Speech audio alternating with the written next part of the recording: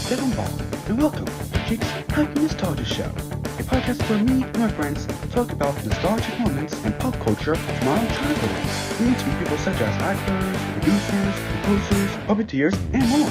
We'll be sharing our favorite memories, talk about behind-the-scenes moments, and so much more.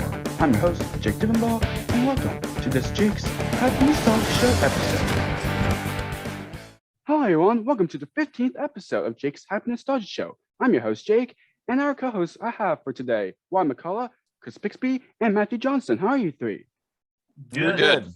Very awesome. Really good. Today, we have another composer that we have for the show for today. He did so much that we're going to talk about. I'm going to get straight to this. He's a composer that he's done for so many shows we will talk about. And we all grew up. And Yeah. That's right, Wyatt. And please give a big hand for 15th guest of the show, Peter Lurye. Peter, how are you? I'm good, thanks. Thank you so much for inviting me onto your show. You're welcome. very Of welcome. course. You're welcome. Great. The first question we're going to start off is how you became being a composer and lyricist. Well, the first thing, so I was, I started taking piano lessons when I was 5, and it's something that came very naturally to me. So music has always been a very big part of my life. I originally wanted to be an orchestra conductor. I actually pursued that in college, and then I worked at an opera house in Germany for 3 years. And I did end up doing some conducting, and I ended up deciding that I'd preferred to be the guy in the back of the orchestra cracking jokes than the person in front making everyone behave. It just wasn't a great fit for my personality. So I left Germany. I came back to New York City, did various sort of musical odd jobs. Some of them were pretty cool for quite a few years. Then in 1989, I got a call from Kathy Minton, whom I had met at a party. Kathy was one of the producers for Eureka's Castle. I got a message on my machine saying they were looking for a songwriter, music director for the show. And I had never written a song before, but something in me said, that's what I've been looking for. So I met with them, and they said, don't do anything special for an audition. Just bring us stuff you've done. Well, I hadn't really ever written a song, so I decided to go away and try writing some songs. I wrote 7 or 8 songs and partial songs for the characters for Eureka's Castle. I came back, and to my surprise, I wasn't completely surprised, because I was so determined to get this that I was going to stop at nothing. They ended up choosing me, and what happened is, as I started to write lyrics, I'd done music my entire life, and music was therefore filled with all kinds of complexity and conflict for me. But lyric writing was, I always say I've been a wise ass my whole life, cracking jokes. And I started to write lyrics and was like, why haven't I done this before? This is fun. This is something. It wasn't weighed down with the entire baggage of my life the way music was. Lyric writing just was something fun to do. And so from having written no songs in those 2 years in which Eureka's Castle was produced, I wrote 90.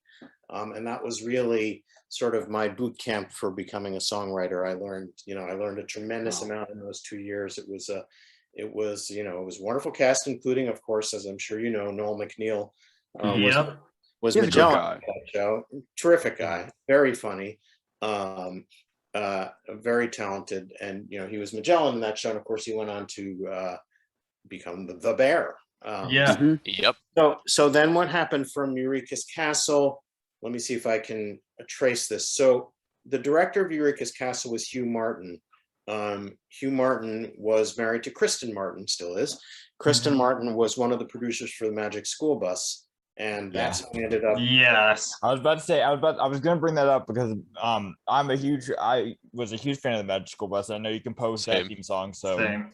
We all are. Thank you very much. Thank you. It's a very catchy theme song too. Oh yes. Well, thanks. We got as you probably know, that I recorded the original with Little Richard in 94, I think. Wow. And then 23 years later, I recorded an updated version with Lin-Manuel Miranda, which was it's awesome. Yeah. Anyway, so that's how I got to Eureka's Castle. I'm sorry. That's how I got to Magic School Bus. Simultaneously, Kathy Minton, who had mentioned my name originally for Eureka's Castle, co-created Gullah Gullah Island with Maria Perez and Kit Laybourne. I don't know if Kit was a creator, but he was a producer.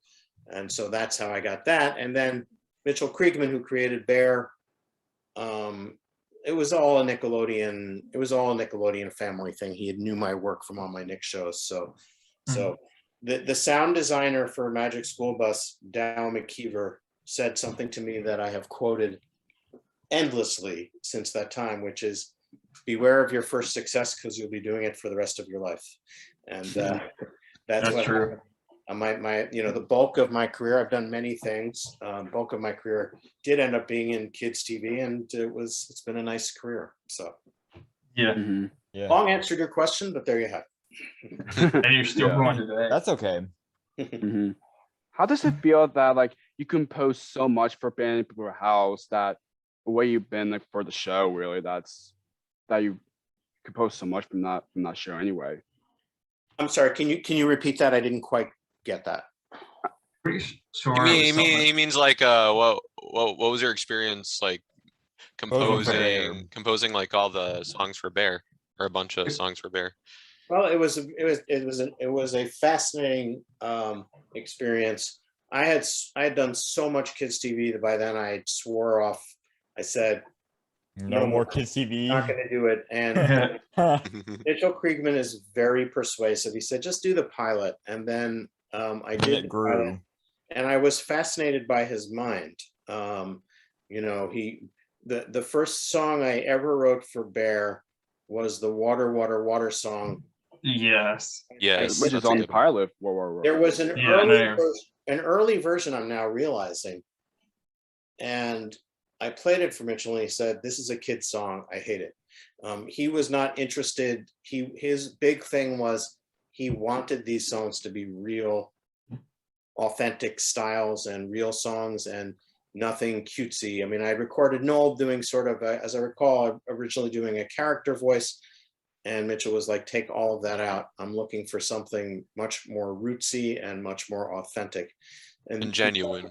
Yeah, exactly. Genuine, not sort of, the interesting thing, Bear people have, even Mitchell has compared Bear to Barney, but it was only very superficially in what's called breaking the fourth wall. Well, they are. I can see the similarity. They kind of are, because they did. They're very similar figures. Well, they speak direct. They both speak directly to the viewership, and but the difference is there is no. I'm not trying to diss Barney, but there was much less of the forced cheeriness. I mean, there was zero forced cheeriness from Bear. Bear was Noel being Noel. The sort of the unsarcastic version of Noel McNeil is Bear in the Big Blue House. So I have no idea why I started talking about this. That happens a lot at my age. It's fine. What was I saying? What was the question? Oh, how did it feel? So what was fascinating about Bear was there was this relentless pressure to write very authentic songs. I worked with incredible songwriters. David Yazbek has gone on to, of course, to huge Broadway career. Brian Woodbury, just who we've had on. Brilliant. Oh, that's great. Yeah. A brilliant songwriter. And I learned so much from the two of them, just from working with them, because they've been songwriters their whole lives and write their own album material, something I've never done. And it was just, it was an incredible education working with them. Steve Charney was a whole nother, was also wonderful in his way. So it was, even after I had done the pilot, when it came time to do the series, I tried to say, no, I'm like done with kids TV. And Mitchell wrote me this 3-page letter by snail mail. There was no email at that time, by snail mail, saying, explaining all the reasons why you should be a composer for Bear. And Rick Fernandez, who was his number 2 on Bear, told me later, he said that Mitchell turned to him and said, you watch, this letter is going to get Peter to do it. And he was right. So I'm very, very grateful because, it was a hit. So that's a positive. Yeah. And more than a hit, it's the I consider, I love all the shows I've done, but I always say about Bear that it's the work of mine that is most personal to me.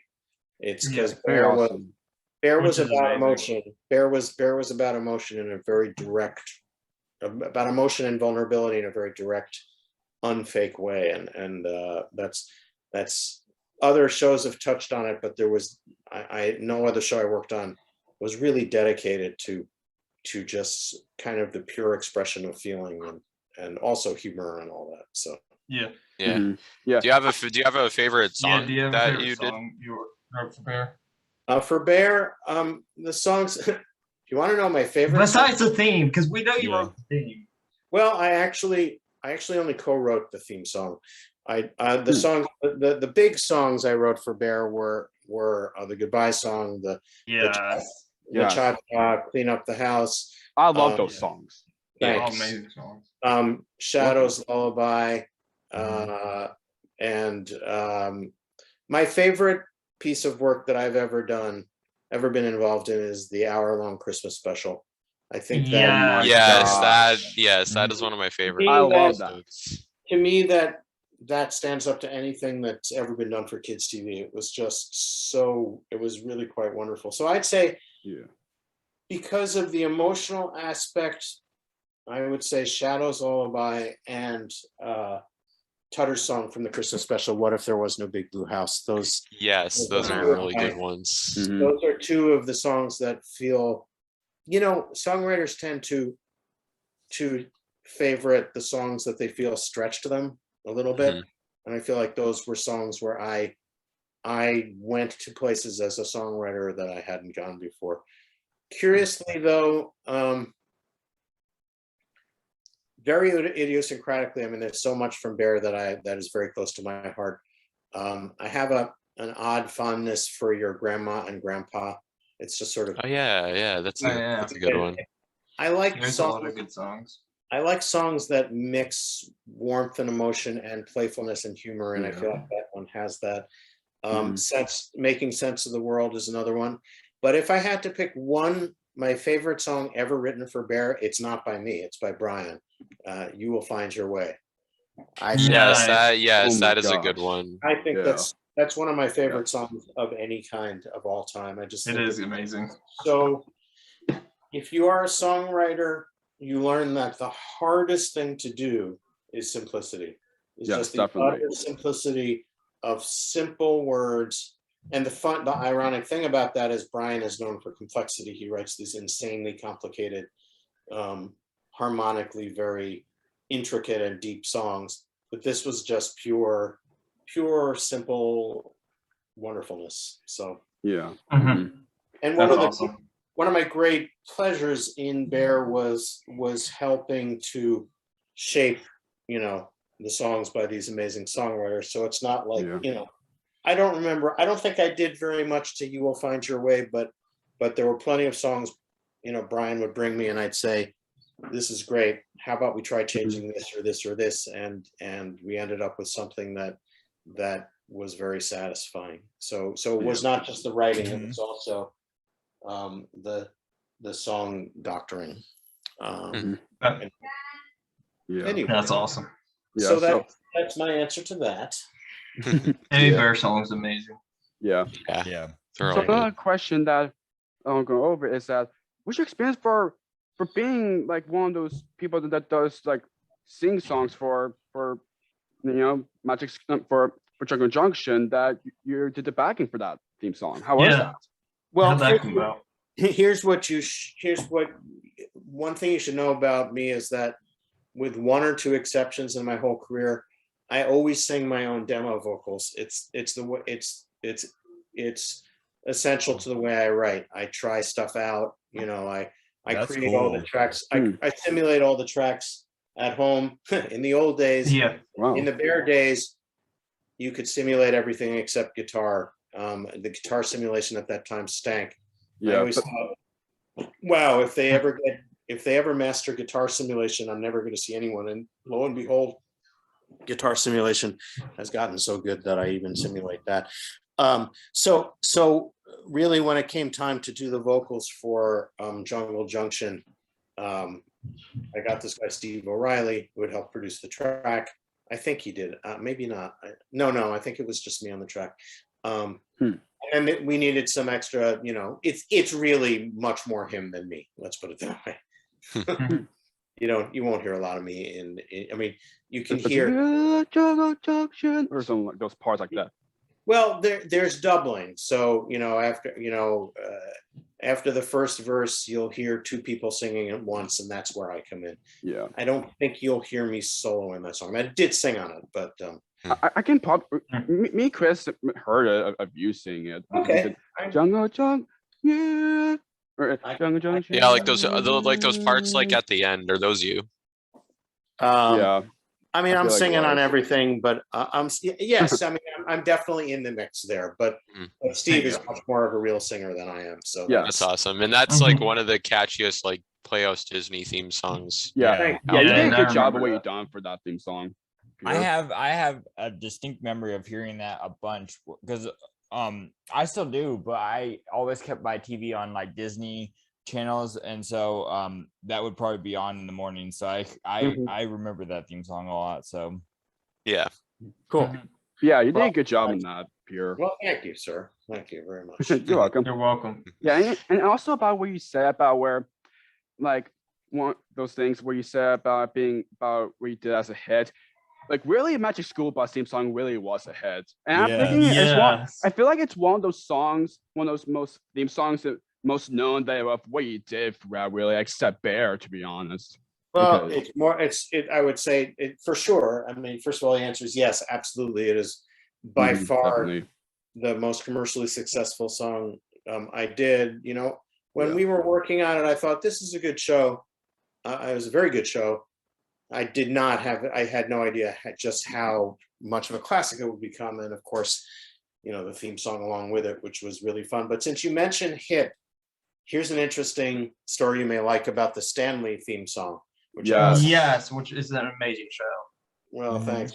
another You're Playhouse welcome. Disney show. I got a call from Gary Marsh from Disney. He's now, I think, the president in charge of all. He was at Disney when it was Playhouse Disney. But I mean, he was in charge of Disney Channel, I think, at the time. Yeah. He's been kicked upstairs. I think he may be in charge of Disney Plus. I'm not sure. He called me and said, the Bob the Builder theme song. Yeah, that's a catchy theme song too. He said that became a big radio hit in England. I want a song that becomes a big radio hit. And Wow. I said, but the thing is, I think Bob the Builder probably became a radio hit because everyone thought it was funny, not because they thought it was cool. And he said, I don't care, whatever. So I wrote the Stanley theme song, demoing it in my own voice. And we were at a meeting, and someone said, okay, who should we get to sing it? And I said, and someone floated the name, floated the idea of Baja Men, who were huge at that point because they had just let the dogs out. Yes. You're amazing. Happens, I knew Steve Greenberg, who was their producer, who was the guy behind the success of that song. So I said, I'll give him a call, see what happens. And he said, so I called him. He said, he happened to be a fan of Bear and all that. So he said, you want him? You can have him tomorrow morning for 2 hours. I was like, what? I have to get it, I have to get it approved. You want them or not? I'm like, yeah, we'll take them. So That's funny. So two or three of them, I don't remember who showed up at the studio, and we just had a blast. And it ended up on one of their albums. So I won't say that it became a huge radio hit, but it did get onto a Baja Men album. So I thought that was getting That's pretty awesome. Yeah. Yeah, that's awesome. And then the music video for that's awesome as well. Mhm. Yeah. Yes. Right. I have to look at that again. I forgot about that. Yeah. It's on YouTube. Yeah. Cool. Yes. Yeah. Since we talked about the Stanley show, the show did have a pilot for that show too. Yeah, and there was wasn't a movie Stanley's Dinosaur Roundup? Yes, and there were two. There was a dinosaur one, and then the Great Big Book Adventure, or something like that. I have a terrible confession to make, which is I don't think I ever watched any of the show. Well, you Well, did it's it fine. fine, so that's It's fine. That's fine. There's Yeah. people that work on. I wish I had done the Great Big Book of Everything song, but I didn't. So Who did it then? good question. Another person. Yeah, Look at another them all. person. Yeah, that's the answer for sure. A person who was not me. Was it? Yeah, there you go. That's the best answer. No, Was it's fine if you haven't watched your stuff. We had Stephen Anthony Lawrence on. He confessed he hasn't watched his stuff. So yeah, Who did you have on? I'm sorry. Stephen Anthony Lawrence, who played Beans on Andy Stevens. Oh, cool. I think it might have been Steve Horlick. No.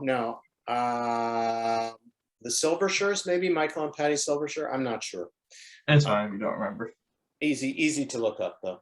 Yeah. Anyway, It's crazy that where you mentioned about where you did like demos for kids shows and everything, like Junction, for example. And I feel like lots of people really like what you've done for your vocals for itself. Exactly. And you just wanted to put in the theme song. Well, there you go. Probably how really There's- good you were for Yeah. doing that demo. So And I know you did like a bunch of other theme songs too, like Out of the Yes. Box and Yes, Gullah Gullah yes, Island, yes. Animal Jam. yeah. Animal Jam is the best. What songs did you write on Animal Jam? thank you for saying that. Animal Jam. I only wrote the theme song. And It's the same as for Yeah, Out same the Box. ones, okay. And Gullah. I actually loved the demo of that. That was one I actually didn't demo myself. I got a wonderful singer. I'll have to dig that up. Yeah, no, that was a fun show. You mentioned Out of the Box. Yes. The challenge of writing that song is, of course, what do they do in that show? They go into a Yeah. box. They don't go. Yeah. They don't come out of a box. So the challenge was, how do you write a song for people going into a box that's called Out of the Box? That's imagination. Well, there you go. And what I did is, this is the first time I used a technique I called logoizing the hook, which is that, yes, the song is what I call a premise song. It talks about what actually happens in the show, at least to some extent. But Out of the Box is just kind of like, it's just kind of a random phrase that is a hopefully catchy random phrase that, reappears through the song, and it doesn't have to. So I just got around that by ignoring it. Yeah. Yeah, there you go.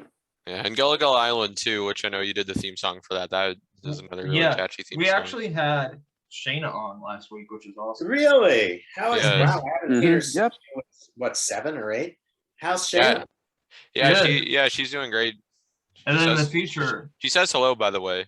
Oh, please say hello back if you ever speak to her again. and in yeah, the of Of future, course. we're having We got in Brian touch with on, her, aka so. Brian Nugent, who's She also was so on the much show. fun and funny, as I recall. She was really, Yeah. she was a real character. So, Yeah. Yeah, Brian's coming out in the future. Oh, who is coming out? The kid who played Brian Nugent. Sorry. Oh no, Brian Oh, from yeah, Gullah Gullah Island. sure, Yeah. Brian. Cool. Yeah, that's great. Mhm. Yeah. Well, that's really fun. Mhm. Yep. Anyway, So since we're talking about so much shows and everything, like I know it's kind of like a long answer in a way for you, but every show that we mentioned in here, like what was your thinking for that you just love for doing those shows, for doing music for those shows anyway? I'm sorry. Can you clarify the question a little bit? Chris, translate. Yeah. So kind of like, out of all the shows that you've composed songs for, like, do you have like a favorite show that you A favorite composed song for? show? I would never say that. The only thing I would say is Bear is the show that is most personal to me. It was also just incredibly difficult because of how demanding, what Mitchell wanted and just the sheer volume of it. It was, and there was a time when Bear and Magic School Bus and I think Gullah overlapped maybe a little, and that was just insanity. So that was the 90s were a very, very, very, that was obviously my big time. But every show has offered something different. Eureka was where I first learned to write songs. Magic School Bus, And to now. Yeah, and Magic School Bus became this big hit. Gullah Gullah Island, working with Billy Coben, who was so talented and really was the first time I had an intensive education in pop songs. My background is classical, and Eureka was largely Broadway-ish. And then Bear opened me up to so many different things. And even, I've done lots and lots of songs for Dora the Explorer. And you also did write a song for the pilot of Cyber Chase.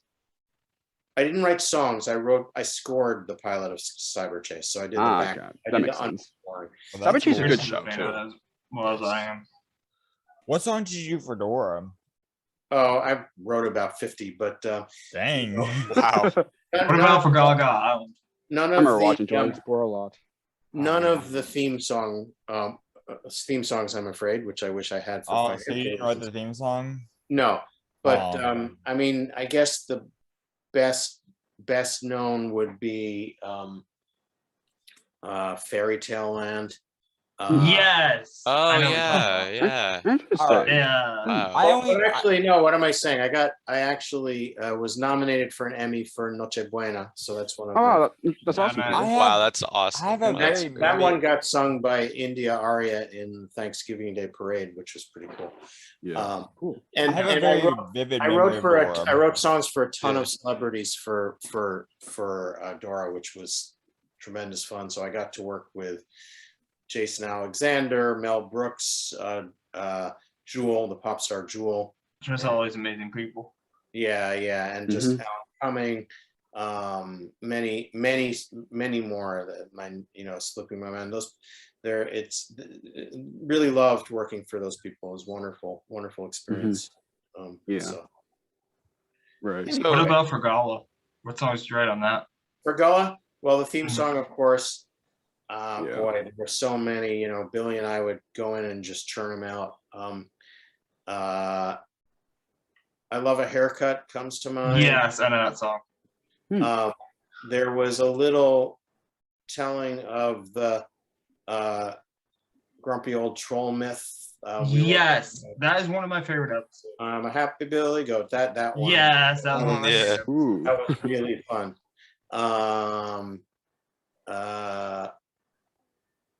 I think Perfect Size, is that what it's called? Perfect Size After All? I don't remember. Yeah, I know that one. And Two Different Words was mine. Yes. Yes, that's a good one. I don't remember offhand. This was a long time ago, gentlemen. Yeah, we know. Yeah, that's fine. It's okay. Hundreds of songs either. ago. So that's the story. Anyway, So what's like, do you have any advice for people who want to be a composer or songwriter? Yeah. I don't, someone like Brian is probably better suited because this was, but if what you mean is someone who wants a career in this, Yes. Mhm. That's what he means. what I would say is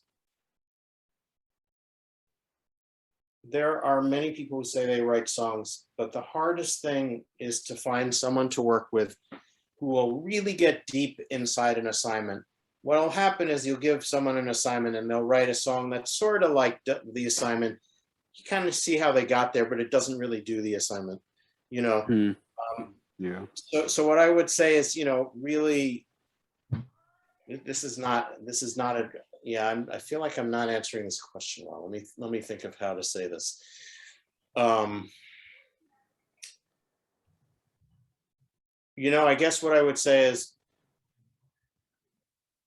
you will be most successful if you develop your production skills so that when they come to you and they want a song, you give them back something that sounds basically like it's ready to go on the radio. Because people, the turnaround times, especially these days in the age of streaming, they're so insanely fast. There's no time to like, oh, I'm just going to sketch it out and someone else will finish it. You want to be someone who really knows how to not just start a song, but to finish it, and you gotta, if you think you're too good for kids music, you're not going to be any good at it. You have to. You have to work hard. You have to. You have to work hard. In my whole career, I've only handed in a few songs where I thought, this isn't so good, I'm going to hand it in. And it's really depressing. You have to count, every song you write has to be the most important song in the world as you're writing it, because who you are as a songwriter, your integrity as a writer, as someone who is keeping an eye on the quality of his or her work, is on the line every single time you hand in a song, and also if you want to write for producers, you cannot get too in love with your own ideas, because you may love a song and they may say, try something else, this doesn't work, and you I feel like it's gonna have a little too confident on yourself. You have a little quiet on the career. You have a quiet little nervous breakdown for 30 seconds, and then you say, okay, let's see, what is that, what can I do? Oh, I have an idea. And I'm actually, my big project right now, I'm gonna have to unfortunately go very soon, but my big project right now is actually a musical in theaters for of MacGyver. And nice. Oh wow. And we're opening in, if COVID allows, we're going to open at a theater in Houston in February. And there have been a whole bunch of times where I've had to throw out a song and start out from scratch, and people are like, wow, how do you do that? And my answer is kids TV. I've had to do that for my whole career, Can't get that. It can be heartbreaking, you love something and it's like, no, that's not what we had in mind. But you have to come up with something else that you love, maybe even if you don't love it quite as much as the first thing, you still gotta hand in something you're proud of. So so what do you want to say to your fans out there? To Barry Pickle House, to people that know fans of Barry Pickle House, that what you want to say, or any show. What I say to the fans out there, write to Disney and tell them to put it on Disney Plus. There's a petition. I know, I saw there's a petition. Oh, I've signed it, trust me. And I've seen on Mitchell's Instagram, like he made a post like saying that Bear needs to go on Disney Plus, which it does. I feel like if there's a high enough demand, which there kind of already is, I feel like eventually it'll go on. It's one of the most highly requested shows to go on there. I feel like eventually for the 25th anniversary of the show, which is next year, I feel like that's a good time for getting the show on Disney Plus. For my I like the way you think. It's impossible to know. I certainly have no inside information. I wish I did, but if Bear ever came back, would you return to write songs for it? The answer to that is it depends. I just don't know. It would depend what else was going on in my life. It would depend on. I'm having a blast working on MacGyver the musical. I've done a lot of kids TV and I love doing it. I'm grateful to it, but I'm happy to try something else.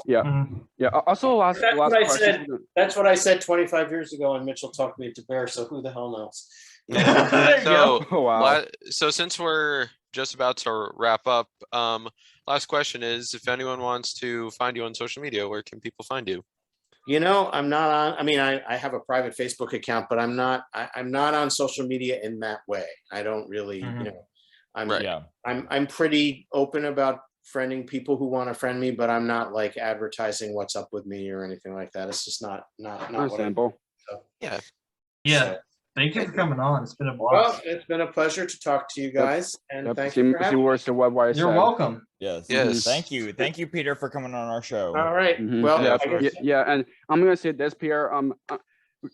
You've done that's so amazing of what you've done what you've done for your career. Keep up your great work, what you're doing. Good job of what you've been doing, especially Bear stuff, especially. And I can't wait what's gonna happen next for you in the future. If you're gonna write more songs, who knows? And also, just in case, do you want to be back on our show? Maybe.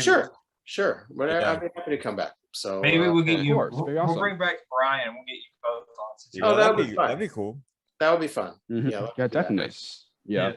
Anyways, guys, thank you so much for watching this episode. Hope you all enjoy, and please remember stay subscribed, like, and for more episodes down the line. Thank you so much for the support. But anywho, and be sure to listen to us on Spotify. Yes, watch our interviews on YouTube. And if you just want to listen, you can listen on Spotify. You can listen on Mixcloud, iHeartRadio, Apple Podcasts, Google Podcasts, all those wonderful You know, places where you listen to podcasts. wherever you find your podcast, you can find Yes. it. Check out our website. Yes, a lot of the more well-known podcast platforms We're are probably there. on it. If you know it, we're probably on it. And, Yeah, check out and our follow website. us on Facebook, Twitter, Instagram. Check out our website, all that stuff. We Mhm. could go on and on, but anyway, Yep, yep. That'll mhm. be a future Yep. episode. We're going We're at on. that too, Chris. yes. Anyways, guys. Goodbye. Yep. And thank you so much for watching, and see y'all for next episode. And thank you so much for watching. Appreciate your support. But anyway, see you for next episode. Bye-bye. Bye. See you next time on another episode of Jake's Happy Nostalgia Show. Be sure to follow us on social media and stream us wherever you find your favorite podcasts. Bye bye.